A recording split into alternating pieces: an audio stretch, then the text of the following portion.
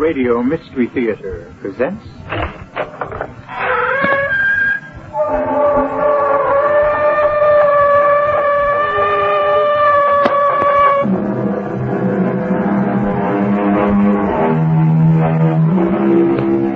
Come in.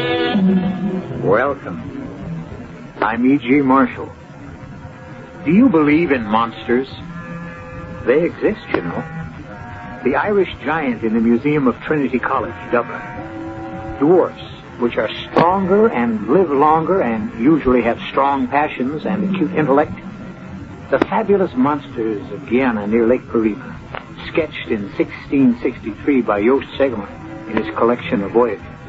Those are just a few examples which will lend credence to the story we're about to hear. I saw it, Billy Lee. I saw it. I saw the thing. Take it easy. You're shaking like an aspen leaf. How come you even went near Dead Lake? Well, you know better. Well, Things disappear there. What got into you? one of my heifers wandered away. I saw him grazing down toward the lake. I just plumb forgot about the stories and went after him. When I got within 100 yards of him, the heifer was on the shore, drinking. And that's when it came out of the water and grabbed him. The heifer disappeared. He bellowed, Billy Lee. It was horrible.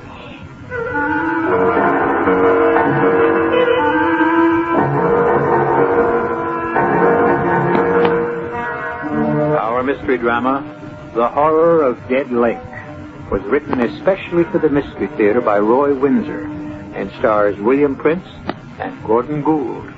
It is sponsored in part by Buick Motor Division and Anheuser-Busch Incorporated, Brewers of Budweiser.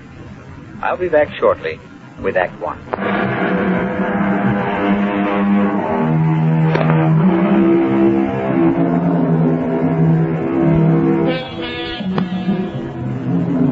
Since the earliest times, monstrosities have attracted attention and have engendered the cloying fear we experience in the presence of the unnatural. The Loch Ness Monster, for example. Is it fact or fiction? The search for it still goes on. Cyclops? The monster with one eye? Oh, there undoubtedly was such a creature, because there still are. Really. At a point where the nose sticks out from the forehead, there's a single orbital cavity with an eye in it. Well, in this tale, we encounter another deviate from nature when we discover the hideous thing that inhabits the dead lake. Claude, Yes? was it all right? Not too grim? No, it was all right. I know how much you loved your father. He lived a long life, and he didn't suffer. The lawyer went over things and assigned them to me. The savings, the old house, that kind of thing. It was sad, come to think of it. But it's over now. You know, Polly, there's something I never told you because I'd forgotten about it. So had my dad, for that matter. Oh? A castle in Spain? A map where the treasure's buried? You know, you're not so far off at that. My dad left me 50 acres of land near a small town in Florida, Horaceville. 50 acres? Mm-hmm. And with land down there selling for a fortune? Well, not this land. There's something funny about it. A long time ago, back in the early part of the 18th century, a certain Silas Baxter, an ancestor of mine, was, I kid you not, a pirate. Claude. He must have run a pretty good ship, because when he left the sea, he bought those 50 acres and built himself a castle. He called it the Captain's Doubloon. A castle? Oh, not a great big one, but big enough. The history of the Captain's Doubloon has been handed down from one Baxter to another. It was among my father's papers. I see. What I've been left is the Captain's Doubloon in a state of ruin, the acreage, and something named Dead Lake. Why? Because nothing lives in it. That's creepy. My father never had any interest in the property. I don't know if he ever saw it. But we do own a ruined castle and 50 acres of land. With a dead lake where nothing lives. That's right. Claude, we ought to sell it. I think so, too. You know, it's funny nobody has ever wanted to buy it. Maybe they did. But my father never said anything about it to me. That's late. Claude. Yeah? Let's go see it. You mean it? Sure. Florida's no big trip from Philadelphia. Can you get time off from your job? I think so. I could take off Friday, and we could have most of Friday and the weekend. I can't promise anything, Polly. The Captain's doubloon is a ruin. Maybe the acreage is worthless. But what about Dead Lake? I'd like to know why it's dead. Wouldn't you? Yes. Tell you what I'll do. I'll telephone the lawyer who settled my father's estate. Maybe he can give me the name of someone to see when we reach Orisville. I don't think Orisville is much more than a widening in the road. I'm so excited. A deserted old castle, a dead lake. Makes chills run up and down my back.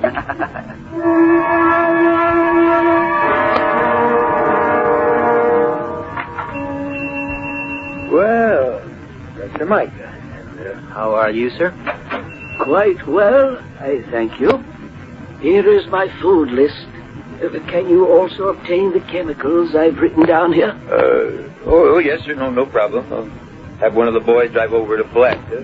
I gotta pay him, of course. I understand. I will give you these. I have before. Yes, sir, you sure have. Doubloons. My goodness, what pretty coins. Solid gold. Mind if I ask you something, Professor? Johnny Reed was in here yesterday. He's scared white. A heifer of his wandered down to the shore of Dead Lake, and Johnny said some kind of thing. Grabbed it, dragged it under the water.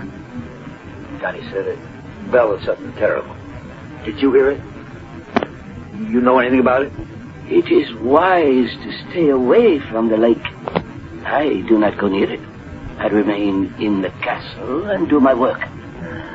Well, maybe not for long, Professor.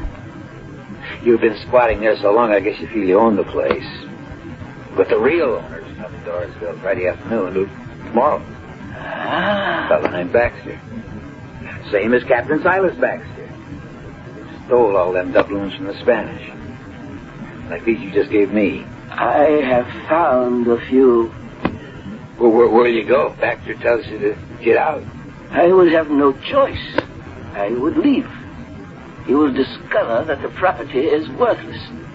When he goes home, I will return. Maybe. You got this idea of developing the land and selling it for home sites. You have tried to do that before, Mr. Billy Lee. I sure did. Those persons I drove over to look at the land never did find their child. Quicksand. Not according to the sheriff and his men. They scoured, dredged the lake.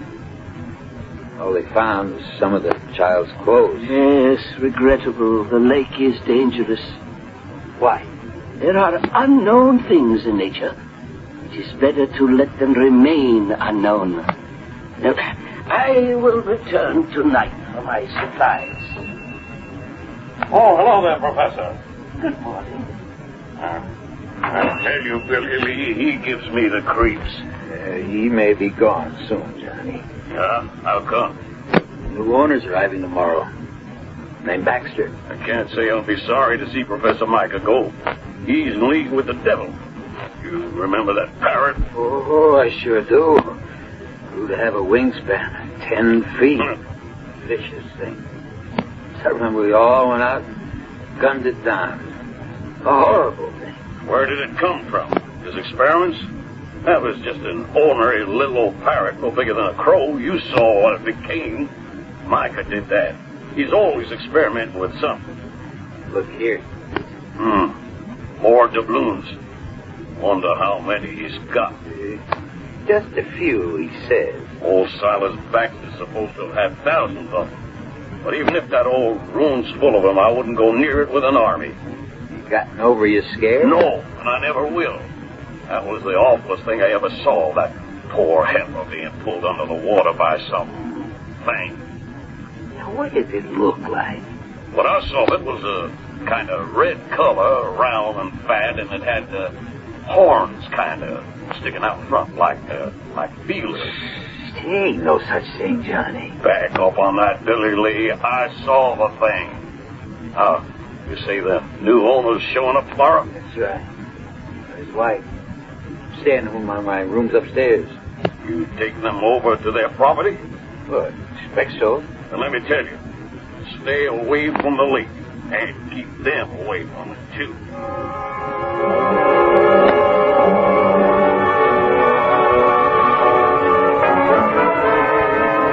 The room's lovely, Mr. Harrison. Oh, Billy Lee.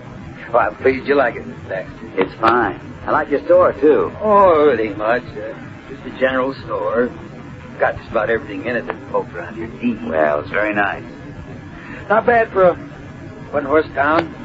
Horseville isn't much, but those of us who've been here all our lives, we like it. You want excitement. Alaska close by. St. Augustine's only 40 miles away. Nice country. We landed at St. Augustine and drove down. I enjoyed it. There's lots of pine, isn't there? Oh, sure is. Paper pulp. It's big business down there. And cattle. He's a rancher now. Hi, Johnny. Oh. Meet Mr. and Mrs. Baxter. Hello. Johnny Reed. How do you do? Reed, how are you? You really interested in the Captain Doubloon, Mr. Baxter? Well, I don't know. It's my property. I might want to sell it off or interest some developer. I should think it would be worth quite a fair amount of money. You look skeptical, Mr. Harrison. Why are you shaking your head? No, don't go scaring him, Johnny. That's just what I'm going to do.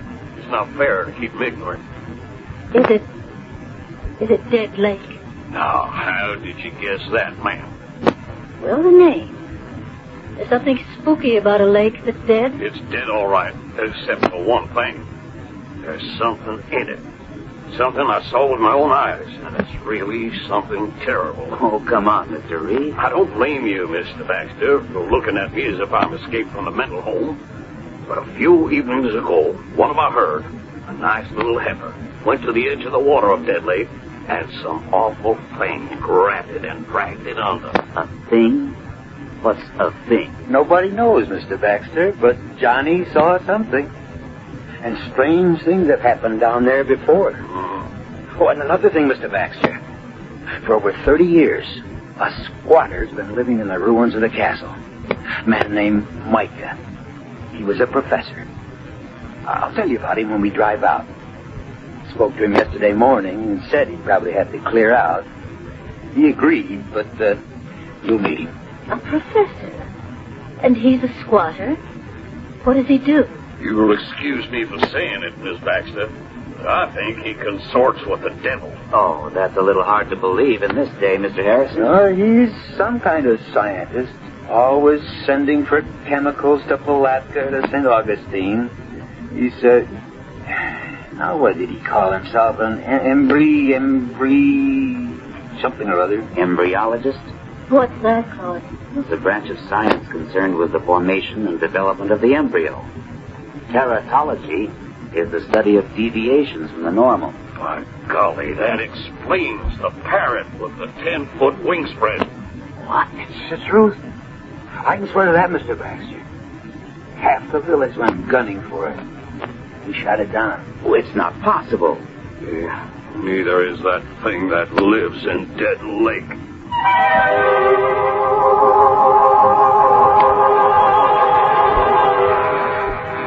What do we know about what exists at the bottom of the oceans?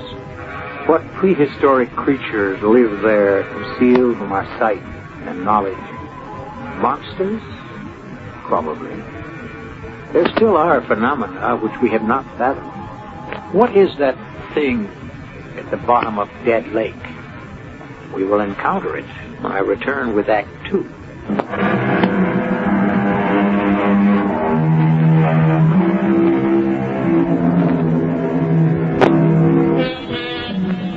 The subject is monsters.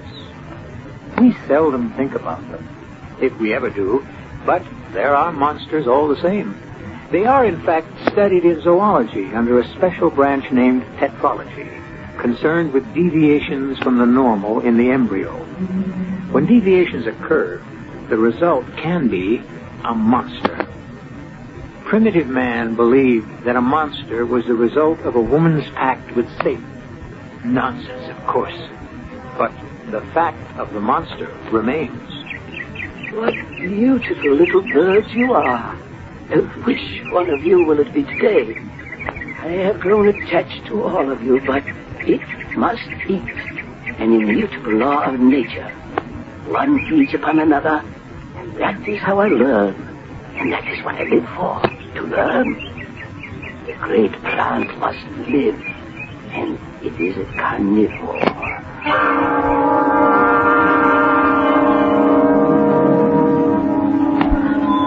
Claude. Ruin is right. The Captain's Doubloon isn't a castle, it's a heap of rubble. One turret sort of standing, the rest caved in. The Professor's at home. Smoke rising from the chimney. Strange smell. Acrid. It's the chemicals. He's always experimenting with something. Have you been here before, Billy Lee? Oh, not to go inside. I've been around the grounds, but like the rest of us in Orisville, I don't feel comfortable here. Well, we've seen it, Polly. Maybe we should forget it and go home. That's what the dog thinks, don't you, Binks? But we've come all the way from Philadelphia, Claude. We ought to meet this professor and see what it's like inside. And ask him about those doubloons he brings to Billy Lee for food. What do you say, Billy Lee? Well, I guess I don't have to say anything there. There's the professor now. Afternoon, Professor. Good afternoon. This is Mr. Baxter. That's right. This is Baxter, my dog Binks. How do you do? Yes, a dog. I'm the legal owner of all this property, Professor Micah. I do not question it, Mr. Baxter. And I am an interloper. If you want to put it that way, yes. So, when it's convenient to you... Of course. I will gather my few possessions and leave. You've been here 30 years. Oh, longer than that. It is an isolated place. I do my work here, my experiments. Like that monster parrot? I told him about that, Professor. You remember how some of us in the village had to gun it down? Yes, I have not forgotten. A pity. Well, I don't know about that. I mean, killing sheep and almost dragging off a child. The destruction of the master's scientific achievement, a phenomenon, proof that experiments in tetralogy can produce new breeds of animals that could change the face of the earth. I wonder if we might see the inside of the castle. You are the owner. Well, I don't want to inconvenience you. It is no inconvenience, but I caution you, do not wander away alone. I have experiments in many stages of development. Some of them are dangerous. A Venus flytrap is one of them. So I know about them. They eat flies. Interesting little plants. Carnivorous. Follow me. It would be wise not to bring the dog. I'll take him back to the car, Polly. No, let me. Come on, Binks. Hey, you folks get your fill of the castle. And I'll be outside. Come on. Come on, Binks.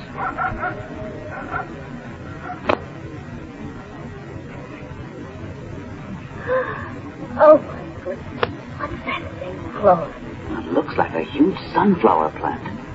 And look at those pouches at the end of its leaves. They're bigger than a pelican's pouch. Much bigger and much more dangerous. It is a Venus flytrap. It can't be this small. But by controlling its growth from a seedling, I have created a new species. It is very powerful. Look, Polly. It's leaning toward me. And it's opening up. Claude. Do not approach it, Mr. Baxter. If it should seize your Oh, arm... that's horrible. Claude, stay back. Well, that's the first thing that will go. I'll take an axe to it. Let's get out of here, Claude. You live here, Professor? Yes, in the ruined tower. This is my plant room. Is there a basement? Yes, but except for me, the dungeon is unsafe. You've got more things like this down there? My experiments are varied. Professor, please clear out as soon as you can and destroy these experiments of yours. That's Binks. Claude, that's Binks. He sounds like he's being killed.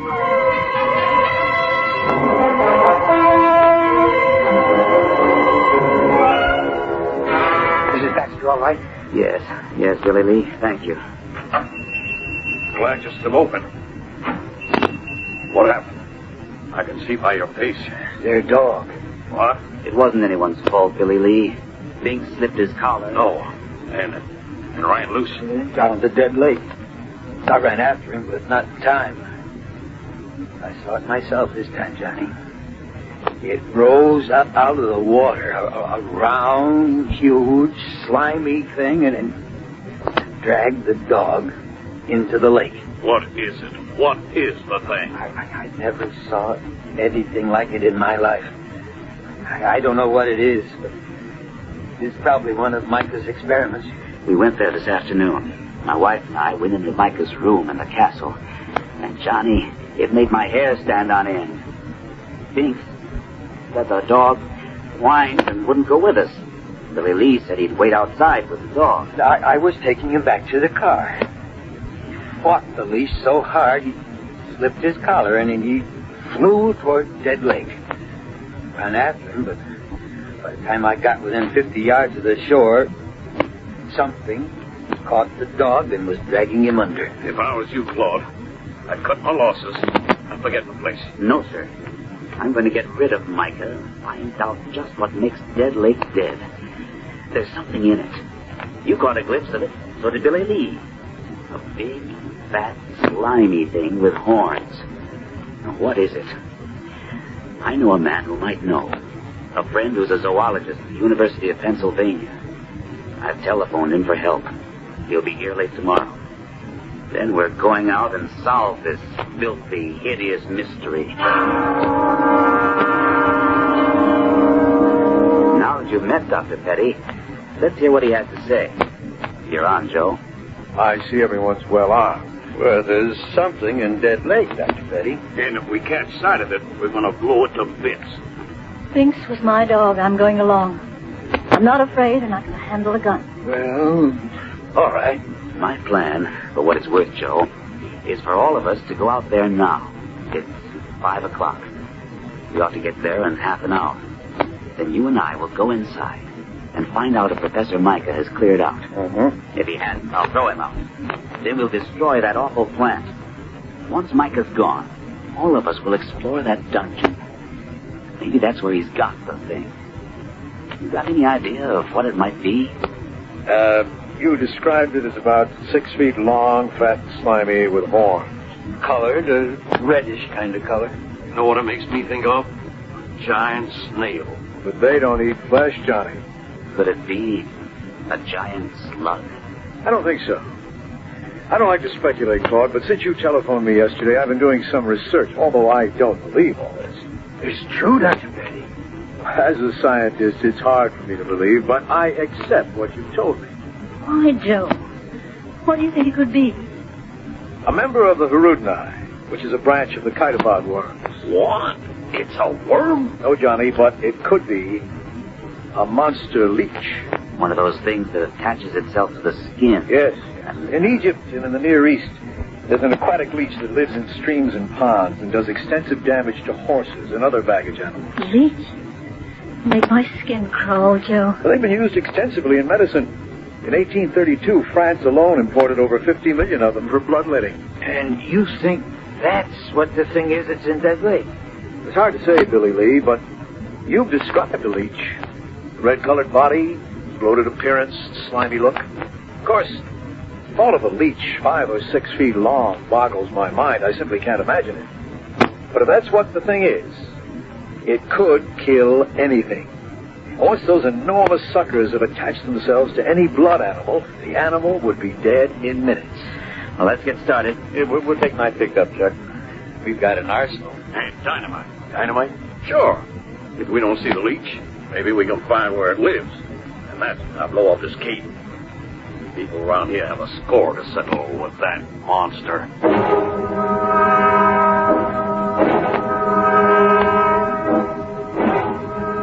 I told you to get out, Professor Micah. So you did. And I will leave now. I have not had time. Out. You have a rifle and a shotgun. Why? We think there's a monster leech in Dead Lake, and we intend to destroy it. Fantastic. I want you out of here. I have packed what I can carry.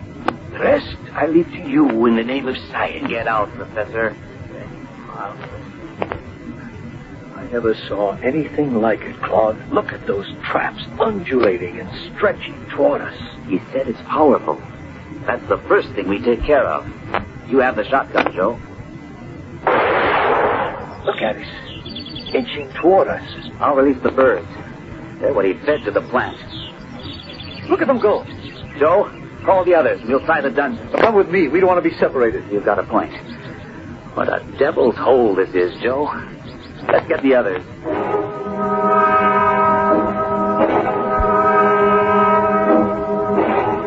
Glad I brought the axe. You see that thing trying to wind itself around me? Some kind of vine?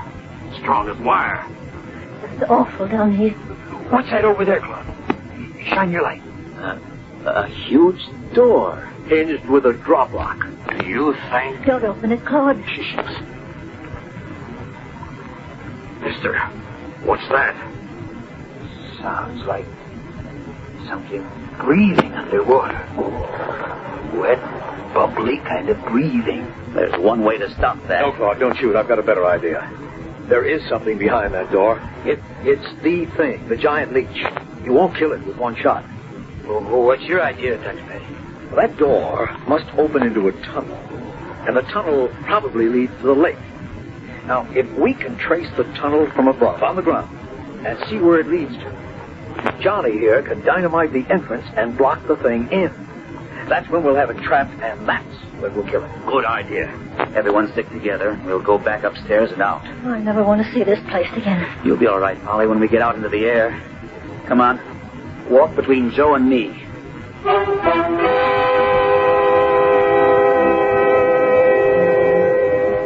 Is it possible? In nature, most things are. And nature, with a prod from an experimental scientist, has created a monster. A giant, predatory, hideous monster leech. I'll be back shortly with Act 3.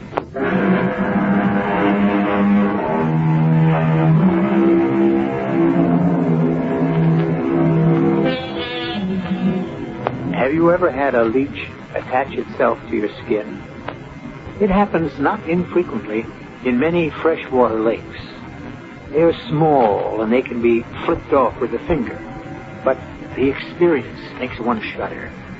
Imagine the horror, then, of speculating that what Professor Micah has bred, the thing that has made the dead lake dead, is a gargantuan leech. I'll get the dynamite. Hand me the rifle, Billy Lee. Sure. I'll grab the shotgun. Oh, here's the other one for you, Dr. Petrie. Right. Joe, let me carry it for Johnny. I'd appreciate it if you'd stay with Polly. I'm all right, Claude. It's just being in that filthy basement. No way, Polly. You're going to stay by the truck and Joe. Claude. No, absolutely not. I mean it, Polly. I think he's right, Miss Baxter. I tell you what. Why don't you swing the truck around and turn on the lights and shine them on the north side of the castle? The locked basement door's on that side. Give us some light down to the shore, too. All right, Polly. Come on, hop in. Claude. No, please don't argue. You stay with Joe. Ready, Johnny? I'll lead the way. Keep your guns up. I'll be ready for anything. Still, I feel sick. If the thing is what you think it is. Yeah, me too. Let me get the truck turned around. Black as a tunnel. I'll switch on the lights. I see them, Claude and the others. The car lights do run down to Dead Lake. Isn't that an awful name for it? It's dead, all right, if there's a giant leech in it. Joe, look. What? This is Professor. Now, what the He's devil? returning to the castle, not through the front, but through the north side of it. I wonder what he's up to. He's disappeared now. Must be another entrance to the place. If Johnny does blow up the tunnel and the professor's in that basement, Claude ordered him out. I know that. All the same, he is a human being. And I don't think he's a human being at all. Shine your big torch over the lake, Johnny. Shore cuts through the blackness all the way to the other side. Johnny, look. Something's moving just under the surface of the water. It's moving to the other side. Look, follow it. The torch. Look at it.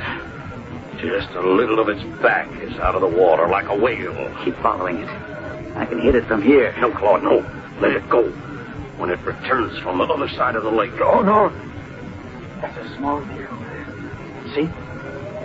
The thing is coming out of the water. We'll fire a shot, Claude. It scared the deer. Look at that thing. It's half out of the water. The deer got away.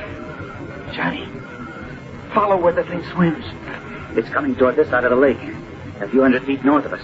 Come on. No, hold it. If it does have a cave or a tunnel to a cave, we don't want to scare it off. Just watch it. It's at the surface. And it's disappeared. Now, let's move.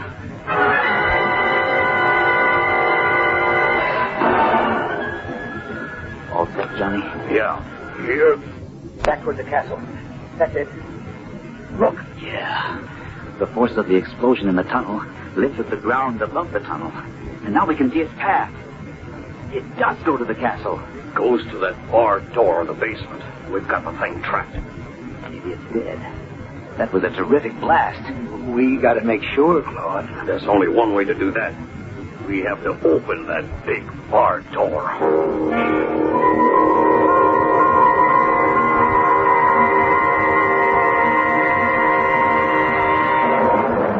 Now what, Joe? I don't know. There was a big charge of dynamite. They must have found the tunnel. What about the thing? Dead, probably. Just the force of the detonation could kill it, but I don't know. Look, they're coming back. Maybe don't tell us. There, that got their attention. Is it dead? Claude? Is it dead? I don't know. We hope the explosion caved in on the thing and killed it. But we don't know. And there's only one way to find out. We have to go back into the castle. Oh, no. We have to, Polly. You saw it? Enough of it, Joe. It's a leech, all right. A monster leech. How big, Claude? At least 6 feet long, round as a hippo, and reddish in color. When it came out of the water, it writhed like a snake, and its blood-sucking cups, or whatever you want to call them, were bigger than $50. It's the most revolting creature I've ever seen. How in heaven's name did it ever come about? Experimental breeding and crossbreeding. Professor Micah developed gigantism in some strain of leech until he achieved one with monster size. Well, why would he want to do something like that? All scientists, Billy Lee, are fascinated by the subject of life. How it can be controlled and developed. He's in there, Claude. In the castle. Micah? That's right. The headlights from the truck picked him out just as he disappeared through some of those big stones on the north side. Well, then, we may have killed him. It's a blast. If that blast blew open that hinged door... Come on. Let's see where he went in. We'll follow him. Leave the dynamite detonating box here, Johnny. Grab this shotgun. You told him to get out, Claude. Why would he want to come back? Joe, I'm afraid. Now, you stay here with me. There's nothing we can do to help. But if something should happen to Claude, and it was my idea to come down here, he didn't want to. And now if something should happen...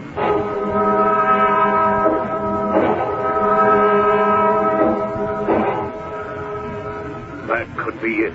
See where I'm shining the torch? Yeah, it could be. Just about wide enough for a man to squeeze through.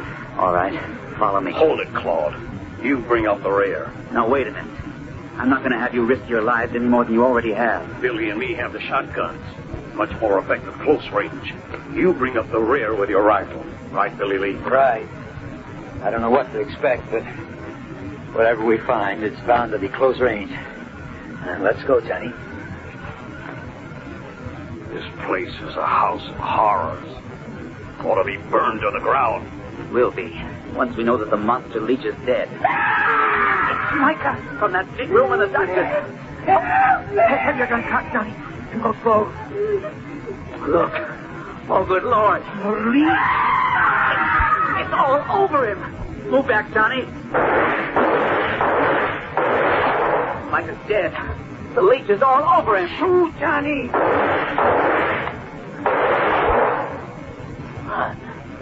All over. Dead? Don't go near it, Claude. Some of the suckers are still working away. We have to get Micah out from under. Dead, Claude.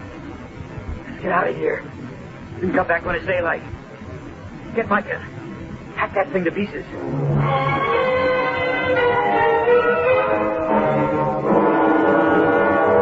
Joe, I can't stand it.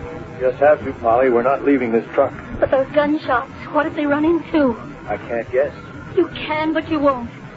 What if that blast of dynamite blew out that hinge door? If the thing wasn't killed in the tunnel? Hold it. They're coming out of the front of the castle. See the flashlights? They're safe. Oh, Joe, they're safe.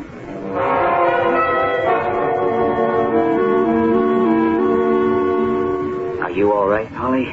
Still feel a little faint. When you saw Claude safe returning to the truck, you passed out. I remember. Joe was right.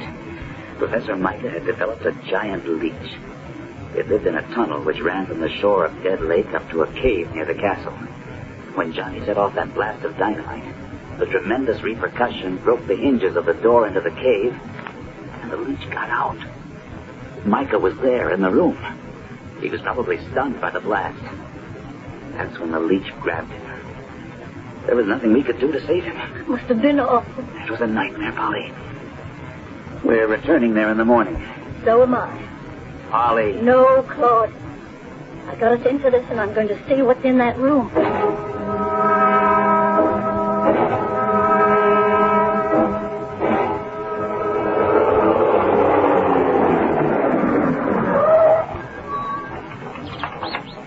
Listen to the birds. Life has kind of returned to Captain Doubloon. I don't feel much like going down into that basement again. And I'm not sure it's safe for Miss Baxter. Don't you worry about me, Johnny. Now that I know the monster leech is dead, I'm not afraid. All right. But let's go in through the front. Have we got everything? Lights, ropes? And my shotgun, just in case. And camera. Watch your footing, Polly. And when we go down into the dungeon, stay between us. Let me lead, Claude. I've got the gun. There it is. Poor old Micah's under that thing. Aim that big light right at it, Johnny. It's incredible. It's 6 feet long and 4 feet thick. Micah let out one scream, and then he was dead. Hardly frightened, maybe. Keep the light trained on him, Johnny. We'll try to pull him free. Let me take a few pictures first. No one's going to believe this horror. Claude, what about Professor Micah? What happens to him now? We give him a decent burial. And Joe wants to find out, if he can, why Micah did all this.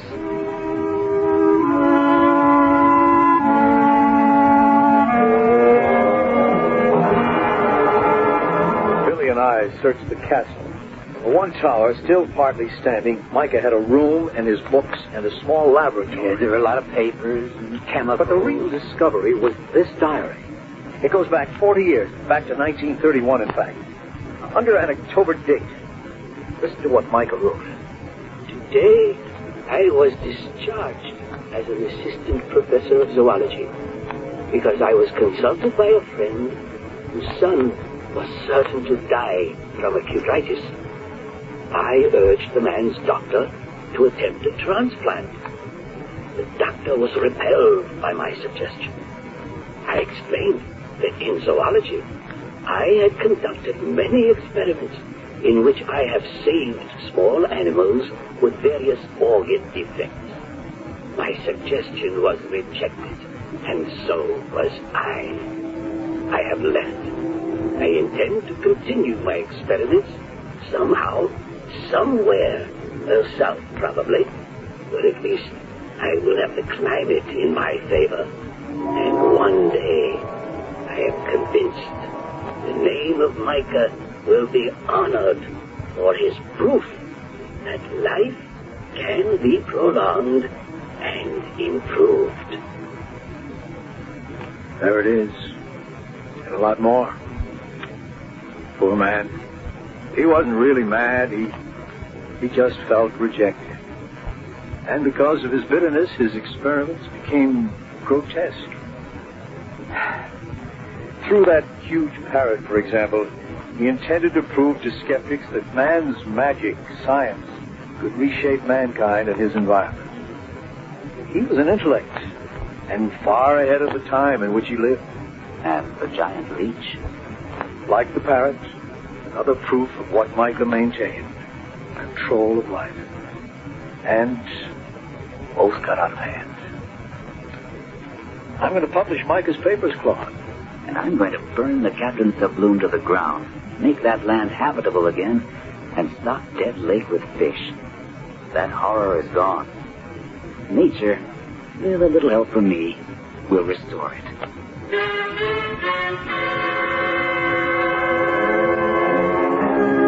Nightmares are made of such stuff as a dream about a monster leech, because the word makes the skin crawl. And when in sleep a fiend or incubus oppresses you, wake up. It will go away. But was it real? Or just a nightmare? I'll be back in a moment.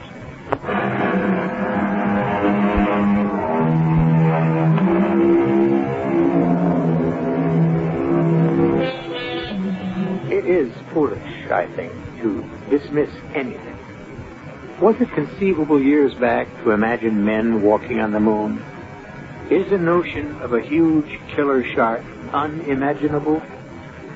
We know a great deal about Earth, something about the universe, but isn't anything, or almost anything, conceivable?